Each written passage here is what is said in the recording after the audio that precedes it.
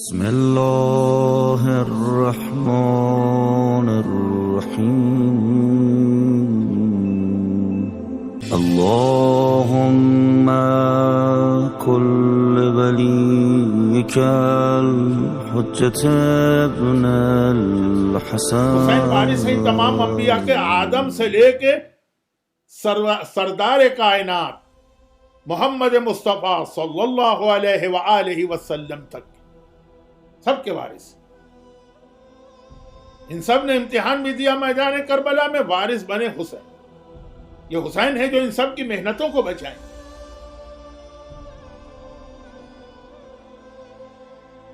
اب یہاں پہ میرا ایک سوال،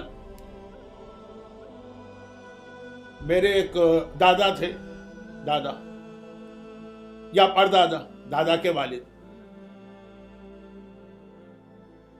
خاندان بہت بڑا تھا، مختلف رشتہ دار مرتے رہے اور ان کا کوئی وارث نہیں تھا، تو وہ ساری ان کی میراث، ان کی مثلا جائیداد، بطور مثال، یہ لفظ مجھے اچھا نہیں لگ رہا لیکن مثال میں تو مناقشہ نہیں ہوتا ہے، وہ سب میرے پردادا کو ملی۔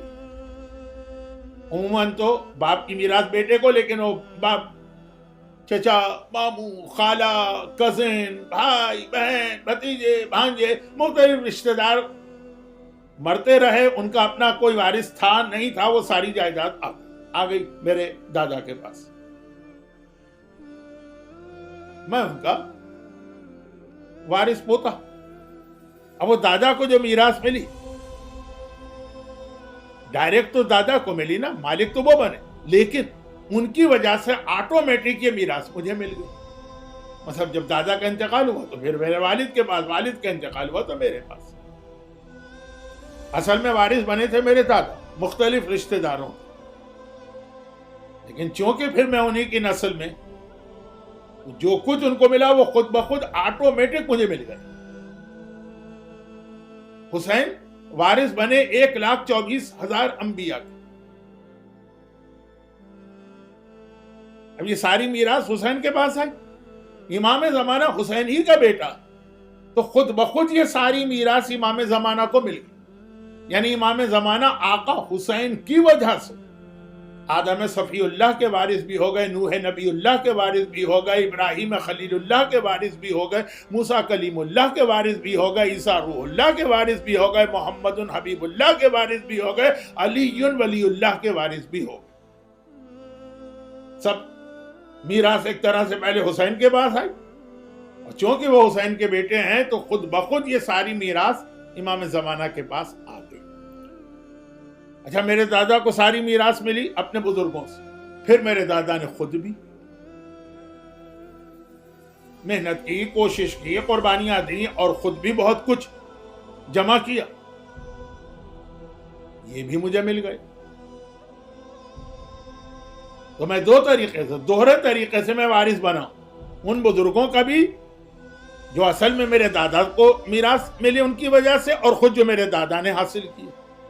امام زمانہ، میں نعوذ باللہ یہ نہیں کہہ رہا ہوں کہ آقا حسین سے افضل ہیں، میں یہ کہہ رہا ہوں کہ امام زمانہ کی پوزیشن کو دیکھیے، ان کے اسٹیٹس کو دیکھیے، ان کو ایک تو میراث تمام انبیاء کی ملی حسین کی وجہ سے، اور پھر وہ بیٹے ہیں انہی تمام معصومین کے، تو یہ پورے 13 معصوموں کی وراثت بھی ان کے پاس آ گئی۔ دو خصوصیتیں ان میں جمع ہو گئی۔ آقا حسین کی میں توہین نہیں کرنا چاہتا ہوں، لیکن آقا حسین کے پاس انبیاء کی میراث ہے، حسین کے بعد والے جو ہیں، چوتھے امام، چھٹے امام،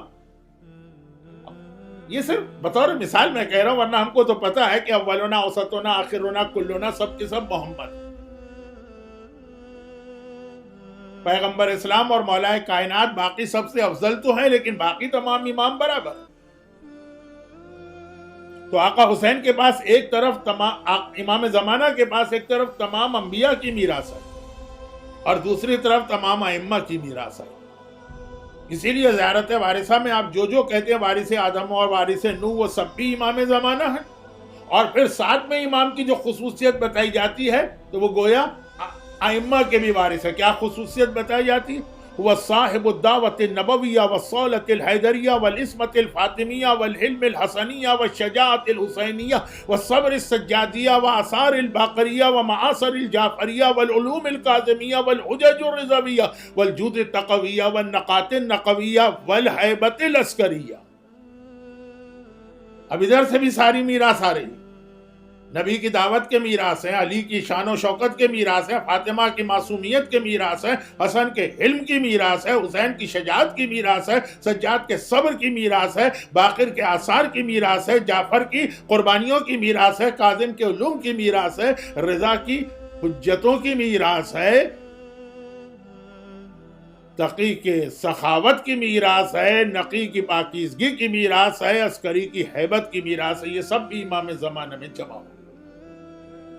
تو یہ دونوں طرف کی میراث جس میں جمع ہوتی ہے اس کو کہتے ہیں امام زمانہ، جس کا ہم اور آپ انتظار بھی کر رہے ہیں اور حالات دنیا بتا رہے ہیں کہ شاید اس کے ظہور کا زمانہ بہت قریب آ رہا ہے.